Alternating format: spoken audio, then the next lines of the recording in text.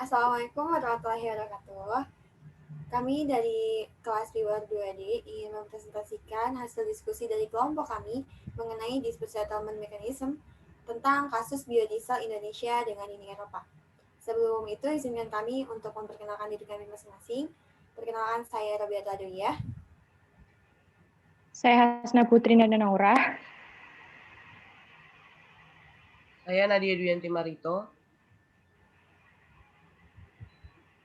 Saya Citra Ivana. Saya Sania Fajri Alfiari. Baik, langsung saja masuk ke pembahasan yang akan dibahas oleh Citra. Silakan Citra.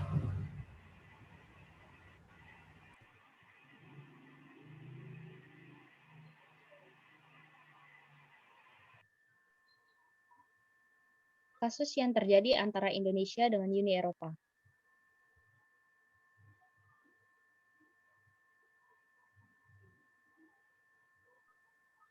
Pada 29 Agustus tahun 2012, Komisi Uni Eropa atau European Commission menginisiasi investigasi mengenai tindakan anti-dumping terhadap produk biodiesel Indonesia dan Argentina melalui the publication of the Notice of Initiation of the Investigation dalam jurnal Uni Eropa, the European Union's Official Journal.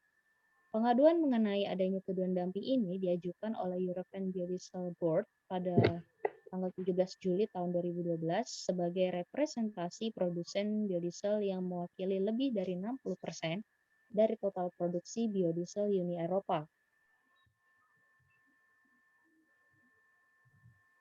Menurut Uni Eropa, harga minyak kelapa sawit atau CPO sebagai bahan baku utama biodiesel yang digunakan oleh produsen biodiesel Indonesia di pasar domestik terdistorsi karena adanya perbedaan sistem pajak ekspor Indonesia, sehingga menghasilkan harga CPO di Indonesia yang lebih rendah.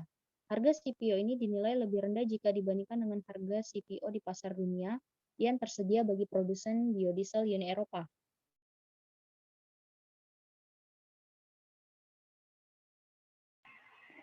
Dalam menentukan harga normal CPO Indonesia, Komisi Uni Eropa mendasarkan pada biaya aktual yang dibayarkan oleh produsen biodiesel Indonesia. Berangkat dari hasil investigasi ini, Uni Eropa melalui Commission Regulation nomor 490 tahun 2013 memberlakukan bea masuk anti-dumping atau BMAD sementara yang berkisar antara 0% dan 9,6% terhadap produsen biodiesel Indonesia. Lalu ditemukan terhadap distorsi dalam pasar domestik untuk CPO, Komisi Uni Eropa mengubah dasar dalam mengkalkulasi harga normal menjadi berdasarkan pada acuan yang diterbitkan oleh pemerintah Indonesia yang menggunakan harga internasional. Dengan menggunakan acuan tersebut, harga yang lebih tinggi, Komisi Uni Eropa memberlakukan bea masuk anti-dumping yang bersifat tetap dengan margin dumping berkisar antara 8,8% sampai dengan 23,3%, dengan bea masuk anti-dumping yang berkisar antara 8,8% hingga 20,5% atau sebesar 76,94 sampai 178,85 euro per ton pada November 2013 melalui Council Implementing Regulation nomor 1194.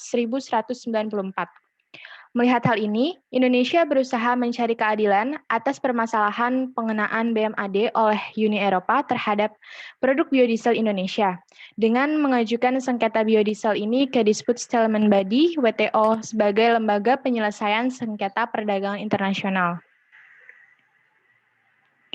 Selanjutnya, dampak bagi Indonesia yang pertama itu tuduhan dumping serta penerapan bea masuk anti-dumping terhadap produk biodiesel Indonesia yang dilakukan oleh Uni Eropa pada tahun 2013 mempengaruhi kestabilan aktivitas ekspor biodiesel Indonesia ke Uni Eropa.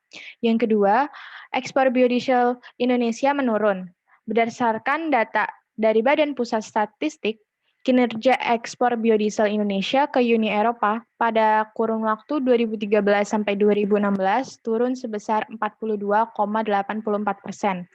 Hal ini menyebabkan turunnya nilai ekspor biodiesel Indonesia ke Uni Eropa dari 635 juta dolar pada tahun 2013 menjadi 150 juta dolar pada tahun 2016.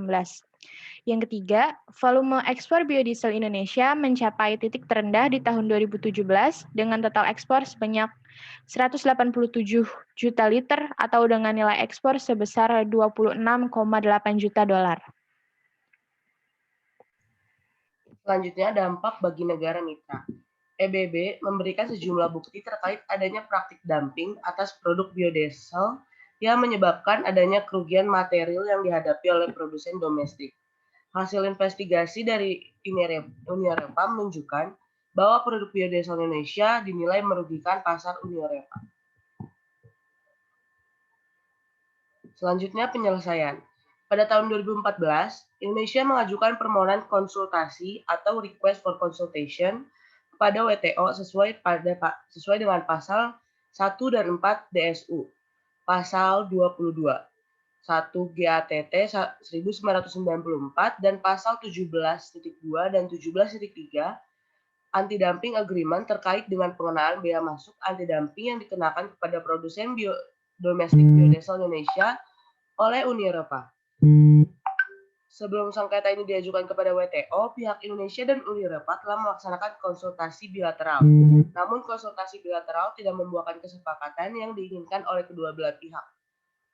Prosedur konsultasi di WTO diselenggarakan pada 23 Juli 2014. Indonesia menilai tindakan Uni Eropa yang menerapkan bea masuk anti-dumping itu kepada produk impor biodiesel asal Indonesia yang ditetapkan melalui Commission Regulation nomor 490 tahun 2013 berdasarkan hasil investigasi atas produk biodiesel dari Indonesia dan Argentina dianggap tidak konsisten dengan ketentuan-ketentuan yang diatur di dalam perjanjian WTO terkait. Konsultasi dinyatakan gagal dalam mencapai solusi yang dikehendaki oleh kedua belah pihak. Yang selanjutnya, pada tanggal 30 Juni 2015, Indonesia memohon pembentukan panel sesuai dengan pasal 6 DSU dengan mengajukan written submission request for the establishment of a panel. Indonesia meminta kepada panel untuk menguji klaim Indonesia bahwa tindakan Uni Eropa yang menerapkan BMAD terhadap produk biodiesel Indonesia inkonsisten dengan beberapa ketentuan dalam perjanjian WTO. Klaim ini diajukan berdasarkan sejumlah ketentuan dari Anti-Dumping Agreement dan GATT 1994. Berdasarkan hal ini, Indonesia menganggap bahwa tindakan yang dilakukan oleh Uni Eropa harus ditarik. Indonesia meminta kepada panel untuk menggunakan kebijaksanaannya berdasarkan pasal 19.1 DSU dengan menyarankan cara-cara di mana Uni Eropa harus melaksanakan rekomendasi dari DSB untuk menyesuaikan tindakannya dengan Anti-Dumping Agreement dan GATT 1994. Pertemuan kedua, Second Substantive Meeting, diadakan pada 4-5 Juli 2017. Panelis melaporkan penjelasan laporan kepada pihak yang bersengketa pada 1 September 2017. Dilanjutkan dengan dikeluarkannya laporan sementara interim report kepada para pihak pada tanggal 3 Oktober 2017. Pihak ketiga yang terlibat dalam proses panel juga memberikan argumennya baik secara tulis maupun written submission, secara langsung oral argumen. Negara tersebut diantaranya adalah Argentina, Australia, Brazil, China, Jepang, Norwegia, Rusia, Turki, dan Amerika Serikat. Panelis melaporkan penjelasan laporan kepada pihak yang bersengketa pada 1 September 2017, dilanjutkan dengan dikeluarkannya laporan sementara atau interim report kepada para pihak pada tanggal 3 Oktober 2017. Pihak ketiga yang terlibat dalam proses panel juga memberikan argumennya baik secara tertulis maupun secara langsung. Negara tersebut diantaranya adalah Argentina, Australia, Brazil, China, Jepang, Norwegia, Rusia, Turki, dan Amerika Serikat. Panel mempertimbangkan seluruh argumen yang diberikan baik oleh Indonesia, Uni Eropa, maupun pihak ketiga yang terlibat dalam proses panel. Kesimpulan berisi panel yang menerima 6 dari 11 gugatan yang berhasil dibuktikan oleh Indonesia terkait tindakan Uni Eropa yang inkonsisten dengan ketentuan perjanjian WTO.